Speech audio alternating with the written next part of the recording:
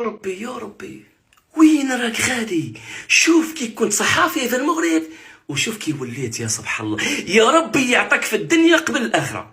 شوفوا ربي سبحانه، راك تطلع مغاربه دراوش مساكين وتقول لهم كيفاش الصحراء في السبعينات وزيد. نتحداك يطلع لك صحافي مغربي ونعرف الصحافه المغاربه ما كان غير نقوصه.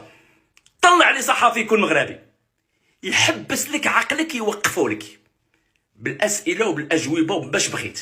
راك تطلع مساكن دوك الدراوش ما راهمش قابضين الشغل مليح وراك طيح عليهم تمايا ودير لايفات.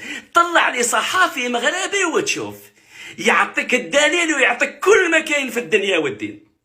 انت راك كتمص في الملح وتقول الملح راه مالح، راك تبول في الرمله والرمله راه تنشف لك بورك هكا.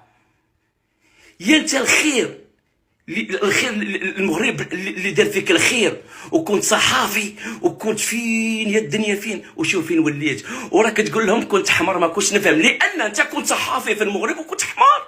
ما يمكنش، ربي يهديك. سبحان الله. وراك في تندوف وراك نهار وانت تنقز منا وتنقز منا وتنقز منا وما عارفش مديك رجليك.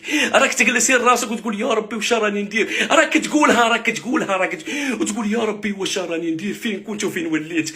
يا راك تندم وما مبينش الندامه ديالك. انت خونت المغرب كامل خونته، وبغيت هاد الناس هادو يديروا فيك الثقه.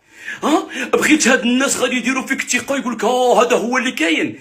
انت الوطن المغرب كامل خونته، وبغيت هذوك الناس يديروا فيك الثقه. والله ما يديروا فيك الثقه. وهذوك الناس منهم بزاف عارفين الصحراء نتاع المغرب، عارفين الصحراء في وسط المغرب والمغرب في وسط الصحراء. من نهار اللي خلق ربي الدنيا وخلق فيها الصحراء مغربيه.